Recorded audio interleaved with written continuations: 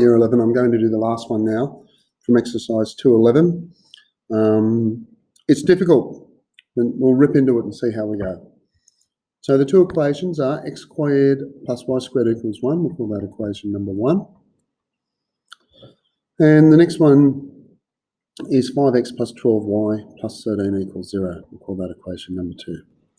Now from your Desmos days, you should realise that that's a circle, x squared plus y squared equals 1, with a radius of 1 and the centre at the origin.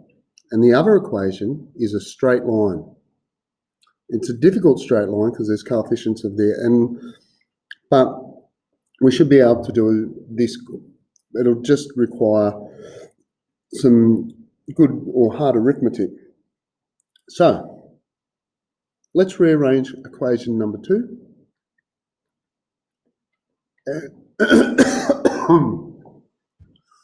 And all I'm going to do is I'm going to take the 12y and and the 13 over the other side. So I get minus 12y minus 13. And before I divide everything by the 5, I'm just going to factorise out that negative. So I get 12y plus 13. And you'll see why later. Makes it easier. Now I'm going to divide by that 5. And I've got negative 12y plus 13 all over 5. Now, I'm going to call that equation number 3. And I'm going to sub equation number 3 into equation number 1. Now remember, equation number 1 is x squared plus y squared. So what I'm going to do is I'm going to put this where the x is. And all of a sudden you're going to see why I factorised out that negative. Because remember, a negative times a negative equals a positive. And that negative is just going to disappear because I'm going to square that. That's going to be x squared. So that negative times the negative will just disappear. So I'll get 12y plus 13 on 5 and the negative out the front, and I'm going to square it. And then I've got my y squared, and then I've got my 1. Now that negative will disappear, and on the top I'll get 12y plus 13 all squared on 25. I've just immediately squared the bottom, plus y squared equals 1. I'm going to get rid of that 25. I'm going to multiply everything by 25. So I'm going to get 12y plus 13 all squared plus 25y squared equals 25. I just multiplied everything by 25. Now I expand this. So that's 12y squared, so the 12 squared, so I get 144 y squared, plus 2 times 12 times 13. Well, that's 312 plus 2 times 12y times 13 plus 13 squared, that's 169. Then I've still got my 25y squared, and I got my 25. Let's tidy that up. 144 y squared plus 312y plus 169 plus 25y squared equals 25. That's 169y squared when I add the 25y squared to that, plus 312y plus 169, and I'm going to bring that 25 over.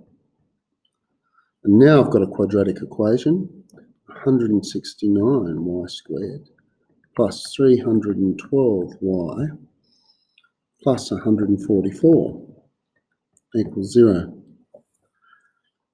Now I could have a go at factorising that, but the numbers are too big for me, so I'm just jumping straight into the quadratic formula.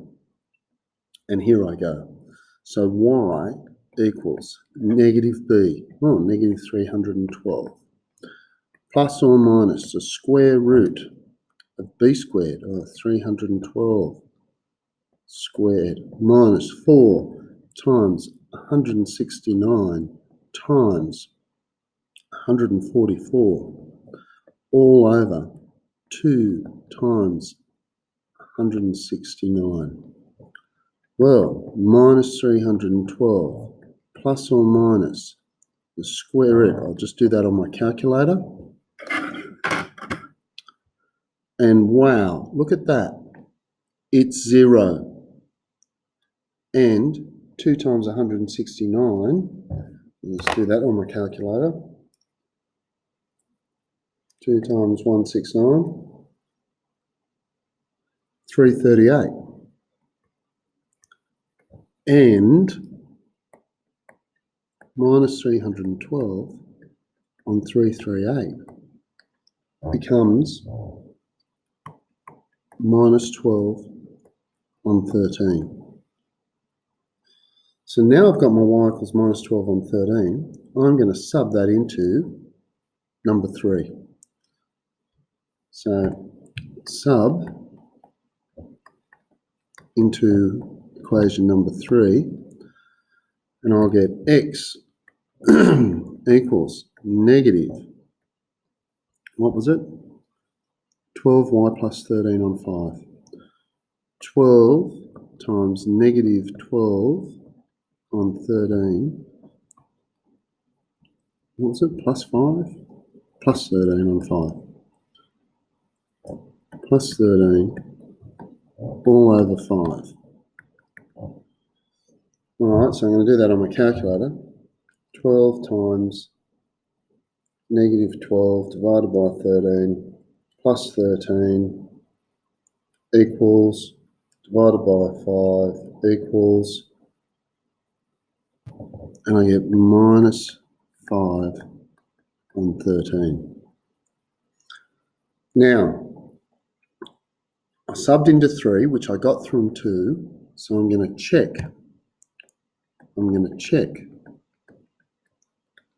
In equation number 1, and that was, does x squared minus 5 on 13 squared plus minus 12 on 13 squared equal 1? Well, that's 25 on 169, and that's 144 on 169.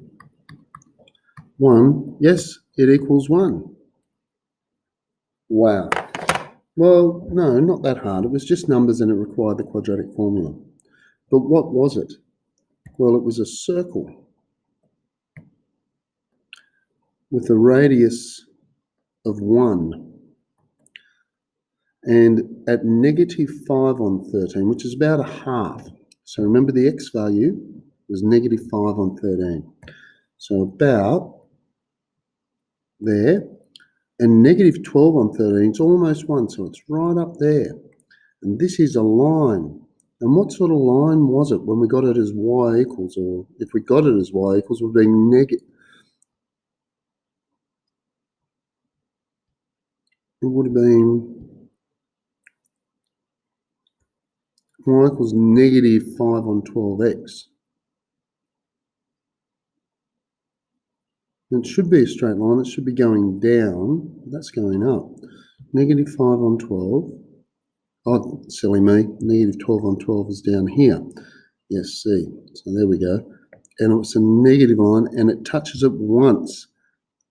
So it's a tangent at negative 5 on 13 and negative 12 on 13.